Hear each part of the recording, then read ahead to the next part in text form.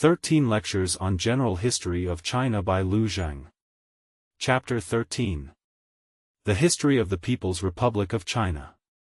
Chairman Mao Zedong raised the first five-starred red flag and declared the inauguration of the PRC and the rise of the Chinese people.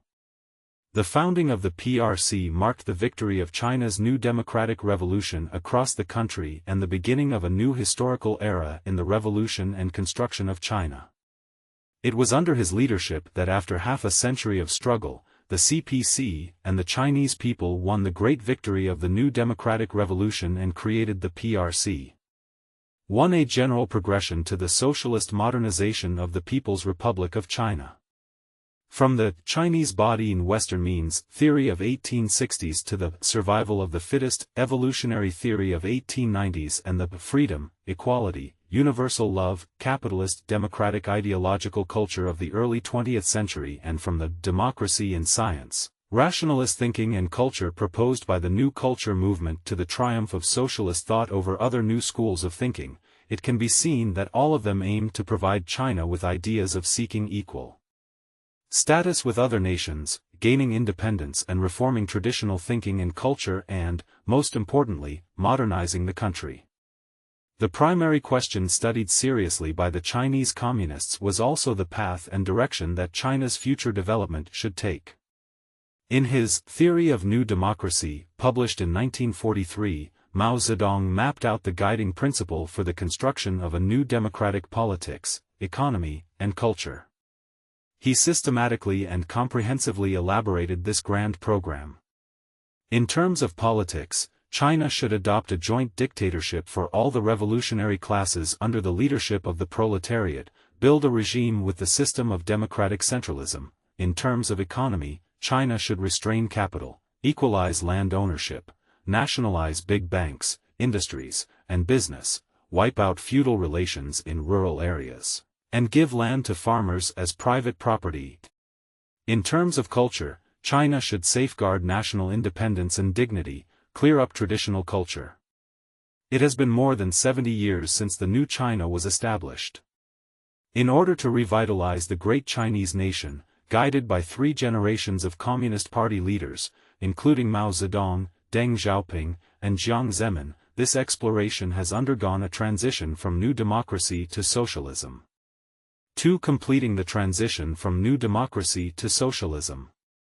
From October 1949, when the new China was founded, to October 1956, it moved from new democracy to socialism. These were the 7 years in which the socialist transformation was basically accomplished, and this change is usually referred to as the transitional period. During the first 3 years, China's main focus was on reform, in order to rehabilitate the economy and to prepare for further large-scale economic growth, or as it would come to be called, a period of democratic construction and national economic recovery. And then the country had succeeded in eliminating the remnant of the Kuomintang armed forces and had struggled against bandits and hegemony, as well as suppressing counter-revolutions. China also established and consolidated the people's government at all levels, confiscated bureaucratic capitalist enterprises to build a state-owned economy, stabilized the market economy, and created a united fiscal policy. By the time the Korean War took place, the Chinese economy that had been seriously destroyed in the old China, before 1949, had experienced recovery, and the national industrial and agricultural production reached their highest levels in 1952. During the last 4 years of this transitional period, on completing the socialist transformation of private agriculture, including handicrafts, capitalist industry, and commerce, as well as developing a large-scale socialist industrial construction. As a result, they formulated and published the general line of the party regarding the period of transition, which went as such: from the founding of the People's Republic of China to the basic completion of socialist transformation, there will be a period of transition. The general line and tasks during this period will take a relatively long time, to gradually achieve the socialist industrialization of China, and to gradually achieve the socialist transformation of agriculture, handicrafts, and capitalist industry and commerce. Ever since China was founded, through the confiscation of bureaucratic capital and the rapid development of newly established state-owned enterprises, the socialist state-owned economy has not only become a major economic force supporting state finance, stabilizing the economy, and ensuring people's livelihoods but also became a structural feature of China's basic industry. Arising in villages after land transformation had begun, agricultural production organizations from the lowest to the highest levels, as well as mutual assistance groups known as communal cooperative institutions, marked the beginning of a transition from individual agriculture to socialist collectivism. During the latter part of the socialist transformation, some problems remained. These included such things as hurried requirements, doing a careless job, hasty change, and methods that were too simple. The root cause was that the CCP had made mistakes in both how to understand socialism and how to achieve it. At that time, common thought dictated that the country should quickly turn private ownership of production into a single socialist public system, emphasizing that the essence of the general line during the transition period is to make the socialist ownership of production the single economic basis for the country and society. This gave birth to a tendency of seeking purity and being too hasty. 3. The Cultural Revolution.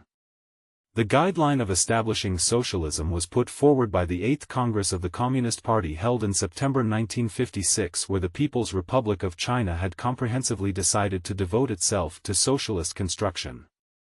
However, this preliminary exploration was so difficult that not only were there many achievements but also severe setbacks. The Communist Party had in fact just begun to independently explore the path to socialist construction.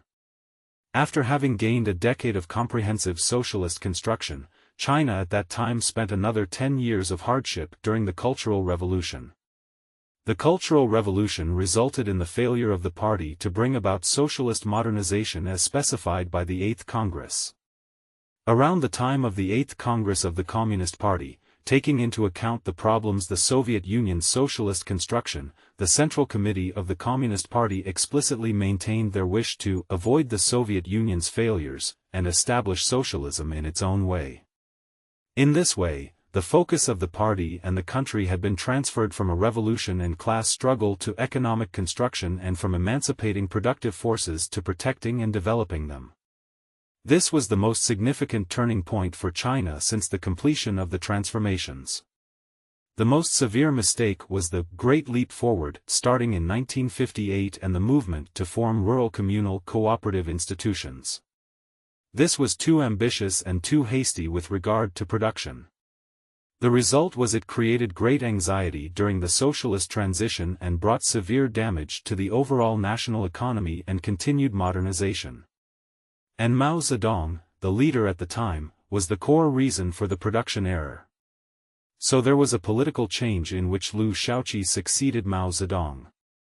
A few years after Mao Zedong was unwilling to step down, he led his wife Jiang Qing, as well as college and high school students, Red Guards, across the country, launched the Cultural Revolution and ousted Liu Shaoqi and others. It was proven by history that the Cultural Revolution was not a real revolution in any way, or did it bring about progress in society. It was a severe domestic turmoil caused by the wrong leadership, and taken advantage of by the counter-revolutionary groups. Mao Zedong was mainly responsible for the overall mistake made by the left during the Cultural Revolution, particularly since he had unwisely elected Lin Biao, Jiang Qing, etc., which caused a disastrous situation for the historic turning point of the People's Republic of China. On October 6, 1976, after the Cultural Revolution had aroused the entire population's indignation, at that time, China's supreme leader Hua Guofeng, joint military leader Yi Jianying and others staged a coup and arrested Jiang Qing and others.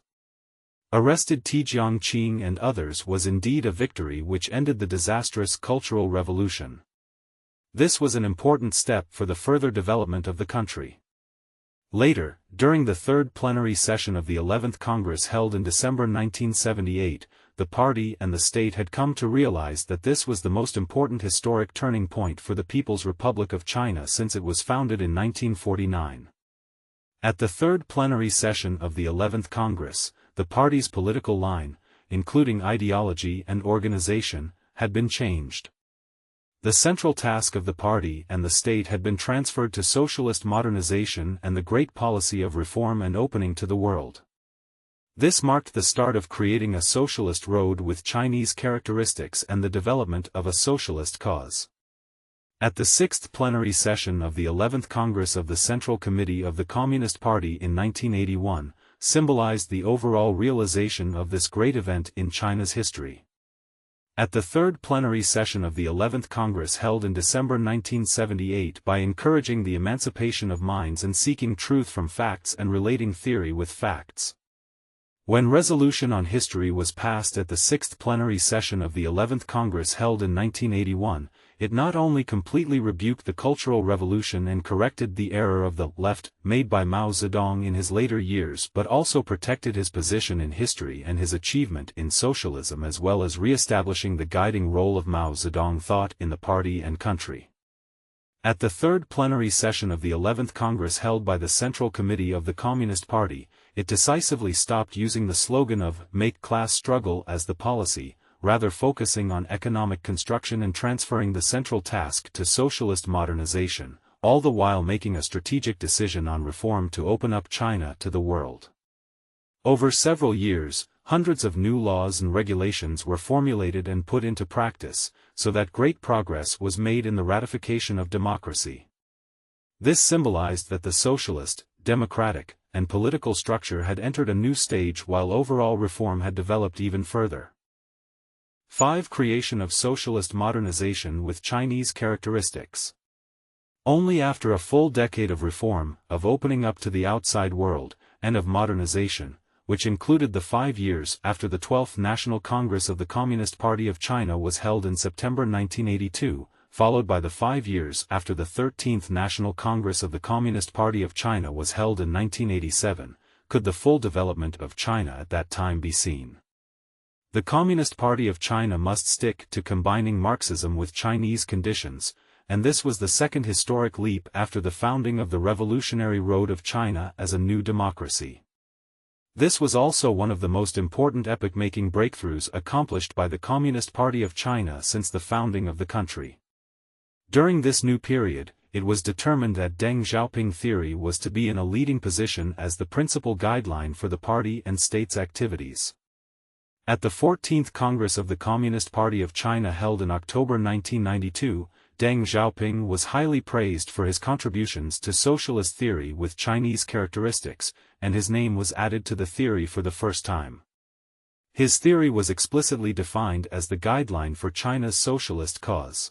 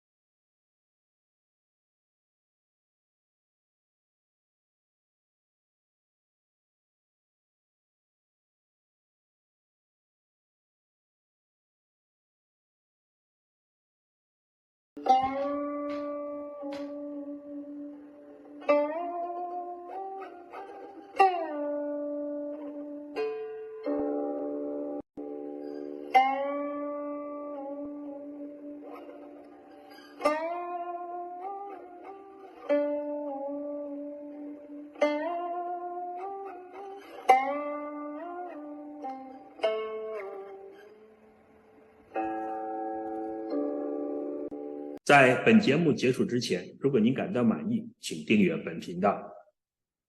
您的订阅就是对我每天努力制作节目的最大支持。让我们一起传播真相，了解世界和中国真实的历史文化和现实政治的进程。谢谢大家观看。